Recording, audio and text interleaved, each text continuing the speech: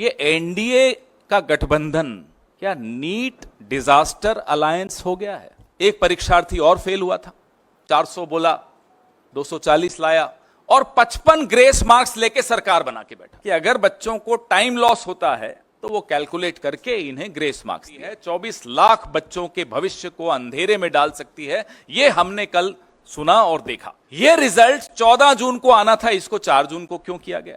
जिस exam centre पर औसत से ज्यादा हाई मार्क्स वाले परीक्षार्थी हैं, उनकी वीडियो रिकॉर्डिंग भी जारी की जाए ताकि पता चल सके। हम ये भी मांग करते हैं कि उन तमाम बच्चों की सूची भी सार्वजनिक की जाए जिन्होंने इस विंडो का लाभ उठाते हुए अपने सेंटर्स बदले। अक्सर हम लोग मानते भी हैं, जानते भी हैं कि डॉक्टर भगवान का दूसरा रूप होते हैं और एक स्वस्थ देश, एक स्वस्थ समाज, एक स्वस्थ परिवार, एक स्वस्थ व्यक्ति डॉक्टर ही बनाते हैं। लेकिन अगर उस डॉक्टर को बनाने की प्रक्रिया अस्वस्थ हो जाए तो वो डॉक्टर कैसे एक स्वस्थ नागरिक को बनाएगा? मैं आंकड़े पीछे चलते रहेंगे, मैं साथ साथ बोलता रहूंगा ताकि आपको समझ में आए कि क्या हैं ये आंकड़े। नाम है नीट। कहीं से भी रिजल्ट देखने के बाद क्या आपको लगता है कि ये प्रक्रिया नीट है? ये प्रक्रिया साफ है, स्वस्थ है, स्वच्छ है?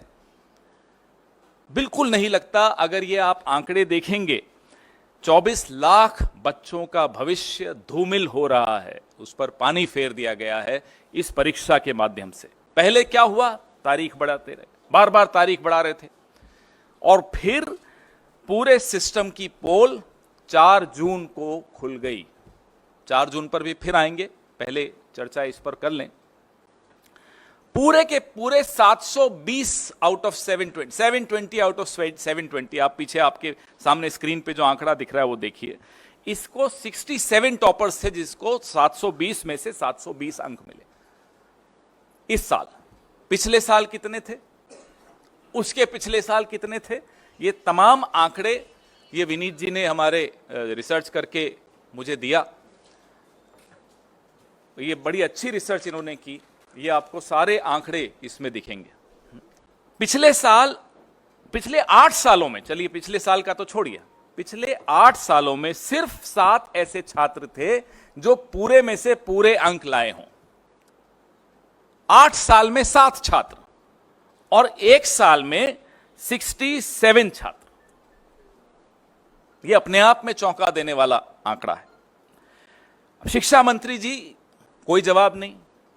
ये एक्स्ट्रा 2AB कहां से आया? प्रधानमंत्री की भाषा में अगर पूछें तो ये 2AB आया कहां से एक्स्ट्रा? उनको बड़ा शौक है इस तरह के इक्वेशन देने का। जयराम जी होते तो बड़ा मुस्कुराते इस बात को सुनकर, उनको भी बड़ा प्रिय लगता है ये उदाहरण। अब ये परीक्षा पे चर्चा से प्रेरणा मिली बच्चों को, ये तो हम मान नहीं सकते। परीक्षा पे चर्चा से हम में से किसी को कभी मिली है प्रेरणा प्रधानमंत्री से? लेकिन फिर घोटाला हुआ, ये कैसे साबित हुआ? बिहार में पुलिस ने पकड़ा, कई ऐसे लोगों को पकड़ा, आज वो हिरासत में हैं, जिन्होंने टेलीग्राम चैनल्स पे नीट के पेपर लीक किए थे। इसकी जांच में आगे क्या हुआ ये हमें नहीं मालूम। 13 आरोपी वहां गिरफ्तार हुए।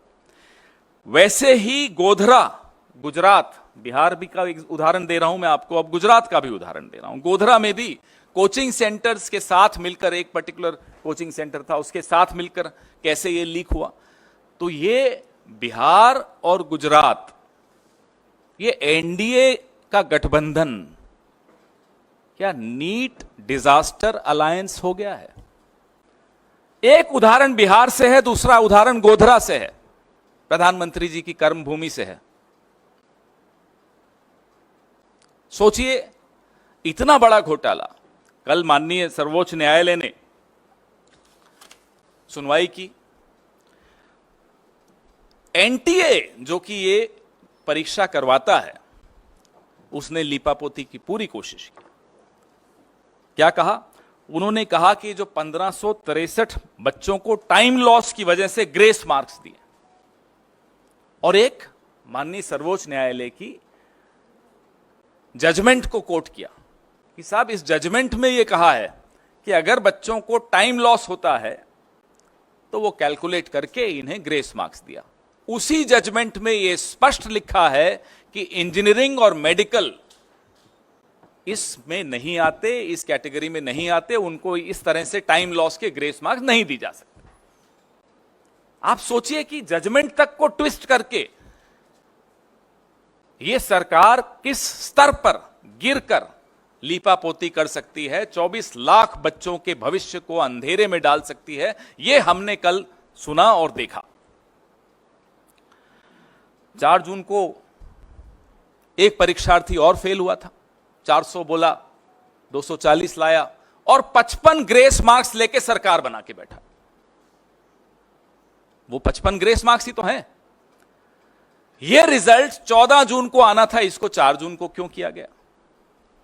यही सोचा कि आप लोग जो अभी व्यस्त होंगे, हम सब व्यस्त होंगे चुनावी नतीजों में, पूरा देश टीवी पे सिर्फ चुनावी नतीजे देख रहा होगा, तो ये एक बड़ा विवाद नहीं पैदा होगा, इसलिए 14 जून को 4 जून पे ले आया गया। ये तमाम सवाल हैं जिसके जवाब नहीं मिले हैं। अब माननीय सर्वोच्च न्यायालय के फैसले के अनुसार ग्रेस मार्क्स तो हटा दिए, लेकिन जो 24 लाख बच्चों के जहन में, के मन में, के दिमाग में जो सवाल उठ रहे हैं, उसका जवाब माननीय शिक्षा मंत्री तो दे नहीं रहे। वो तो स्तुति वंदन में लगे हुए हैं मोदी जी के, जैसा कि पूरा कैबिनेट लगा रहता है। अब 580 से ज्यादा नंबर, ये आंकड़े जरूर देखिएगा जब मैं बार बार, क्योंकि इसमें इन्होंने मेहनत की है विनीत जी ने, बहुत कायदे का ये आंकड़े, ये सिर्फ आंकड़े देख लें तो इस प्रेस कॉन्फ्रेंस की भी जरूरत नहीं है, इतने महत्वपूर्ण आंकड़े हैं ये। 580 से ज्यादा मार्क्स लेने वाले छात्रों के जो एग्जामिनेशन सेंटर हैं, हम ये मांग करते हैं कि उन एग्जामिनेशन सेंटर्स के साथ उनके नाम जारी किए जाएं, वो बहुत आवश्यक है।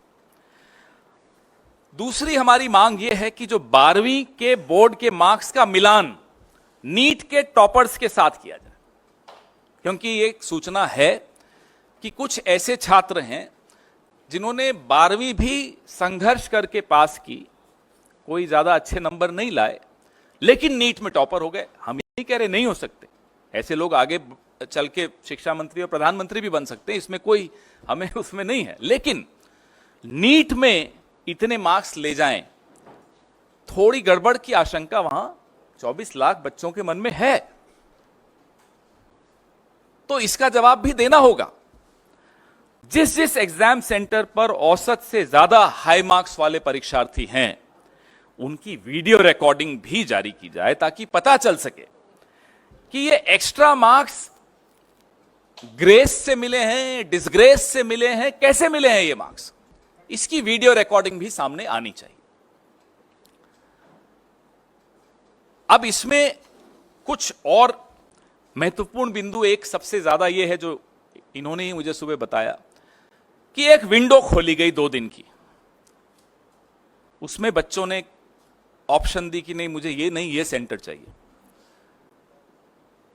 बिहार का एक बच्चा गुजरात के सेंटर में एग्जाम देने जाए, वो भी उस विंडो का फायदा उठाते हुए बोले नहीं मुझे ये नहीं, बिहार का सेंटर नहीं चाहिए, गुजरात का सेंटर चाहिए, 1500 किलोमीटर दूर का सेंटर चाहिए। ऐसे कई उदाहरण हैं।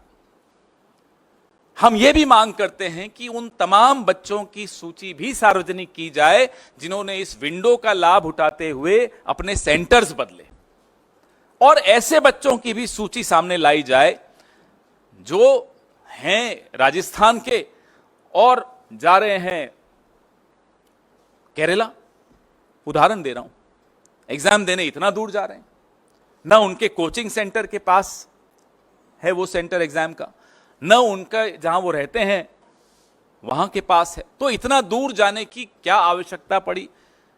तो कई चीजें निकल कर आएंगी अगर इसका जवाब हमको मिलेगा तो।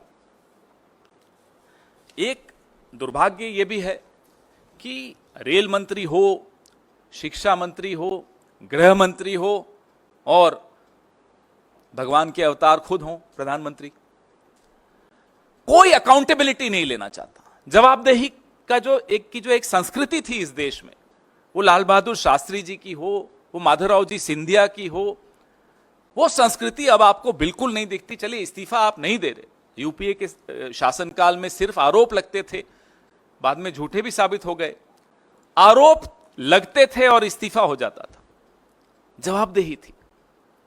आज वो मंत्री मुस्कुराते हुए आरोप हम पर सब पर लगाता है, इस देश के नागरिकों पर लगाता है कि ये मोटिवेटेड प्रोटेस्ट हो रहा है।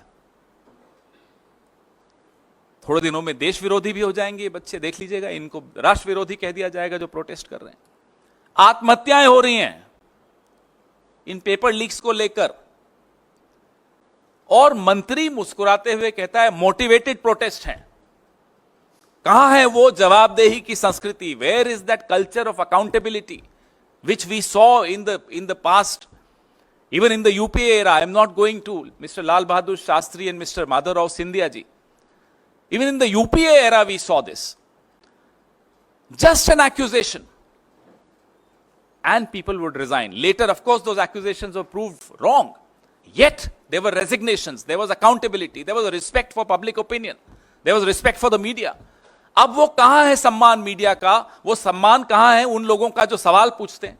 नेशनल दस्तक की आपसे गुजारिश है कि अगर इसको बचाना चाहते हैं तो नेशनल दस्तक को सब्सक्राइब करने के लिए रेड कलर के सब्सक्राइब बटन को दबाएं, फिर बेल आइकन की घंटी दबाएं। नेशनल दस्तक को बचाने के लिए बहुत जरूरी है कि हर खबर को शेयर करें, लाइक करें, कमेंट जरूर करें।